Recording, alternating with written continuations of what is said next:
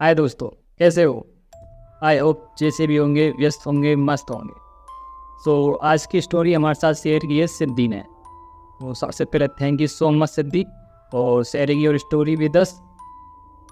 और अगर आपको भी हमारे साथ अपनी कोई हॉरर स्टोरी शेयर करनी है तो डिस्क्रिप्शन में दी गई इंस्टा आईडी या ईमेल एड्रेस पर आप हमें सबमिट कर सकते हैं।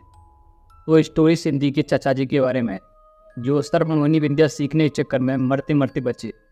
तो चलिए स्टोरी में आगे बढ़ते हैं और जानते हैं उनके साथ ऐसा क्या हुआ। तो बात नागपंचमी के दिन की है, जब चाचा जी पास ही के एक मंदिर में दर्शन करने के लिए गए थे। ये शिव मंदिर बहुत ही ज़्यादा फेमस था। यहाँ पर नागपंचमी के दिन तरह तरह के सपेरे और सांप आते हैं। चाचा जी ने मंदिर में एक बहुत ही अजीब किस्म का सांप देखा, जो बहुत ही सुंदर और विशाल था। उस सांप को देखकर चाचा जी ने सपेरे से पूछा, ये कौन सा सांप है और ये तुमने इसको कहाँ से पकड़ा है? तो सपेरे ने बताया कि उसने सर्वमोहिनी विद्या से अपने बस में किया है और ये सांप उसकी सारी बात मानता है। तो चाचा जी ने सर्वमोहिनी विद्या के बारे में सपेरे से पूछा, लेकिन सपेरे ने उसके बारे में बताने से बिल्कुल मना कर दिया। और चाचा जी जब शाम को घर आए तो सारी रात उस सांप और सर्वमोहिनी विद्या के बारे में ही सोचते रहे। चाचा जी को इस विद्या को सीखने का एक अलग ही जुनून सा चढ़ गया था। वो किसी भी हालत में इस विद्या को सीखना चाहते थे और इसीलिए वो कई सारी काली जादू किताबें और कई सारे तांत्रिकों से भी संपर्क किया, लेकिन वो इस विद्या को नहीं सीख पाए। और चाचा जी ने भी सर्वमोहिनी विद्या सीखने की सारी उम्मीद छोड़ दी और अपनी पुरानी लाइफ में वापस आ गए। और कुछ महीने बीत जाने के बाद जब एक दिन रात को मोहल्ले में लाइट नहीं आ रही थी, तो चाचा जी गर्मी के कारण छत पर सोने के लिए चले जाते हैं। तो अचानक रात के 12 बजे चाचा जी छत से डायरेक्ट घर के आंगन में आ गिरते हैं और वही चीख के साथ बेहोश हो जाते हैं।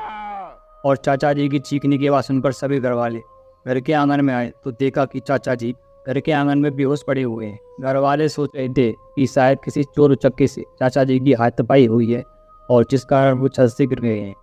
और यही सब चेक करने के लिए मेरा भाई छत पर गया और उन्होंने चारों तरफ देखा, पर उसे कोई भी वहाँ पर दिखाई नहीं दिया। तब किसी घर वाले को क्या पता कि चाचा जी के ऊपर किसी साए का असर है। चाचा जी को तुरंत ही पास के हॉस्पिटल में ले गए और उनको तुरंत वहाँ पर एडमिट कराया, जो पूरी रात बेहोश रहे। और जब उनको सुबह होश आया तो उन्होंने किसी भी घर वाले को पहचानने से इनकार कर दिया। इस बात से सभी घर वाले बहुत ज़्यादा परेशान हो गए, क्योंकि डॉक्टर के अनुसार चाचा जी को ऐसी कोई भी गहरी चोट नहीं लगी है जिससे उनकी याददाश्त पर कोई असर पड़े, क्योंकि उनकी सारी रिपोर्ट नॉर्मल थी। एक दिन हॉस्पिटल में एडमिट होने के बाद डॉक्टर ने उनको घर ले जाने के लिए पूछ दिया और हम उनको सीधा घर ले आए।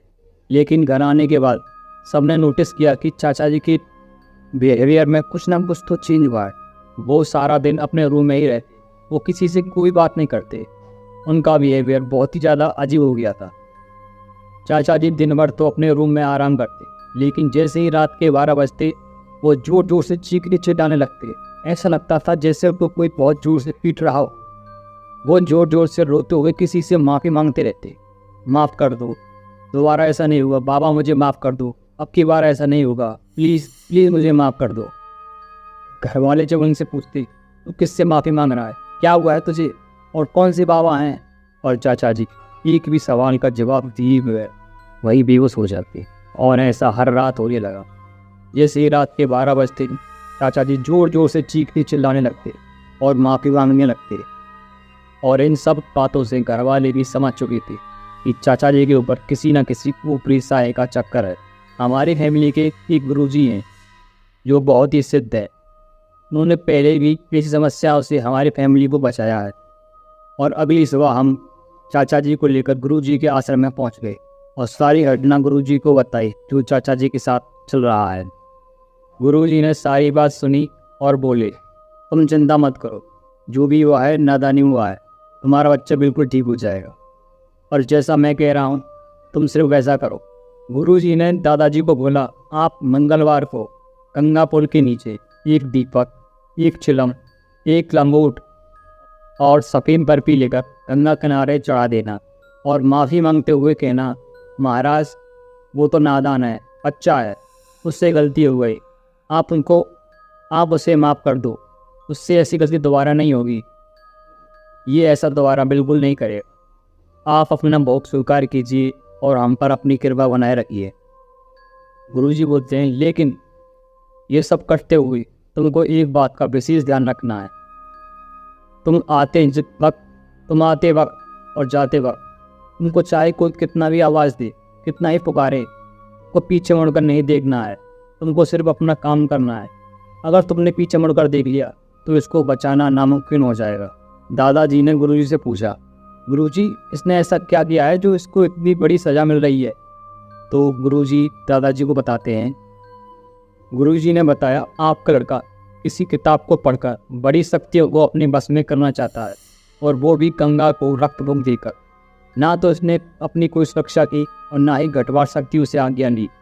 वो शक्ति तो इसके पास नहीं आई, लेकिन घटवार शक्तियों ने इस चेष्टा की उसे सजा दी है, और इसी कारण वो रात को चीखते हुए आप बस माफ़ी मांगता रहता है।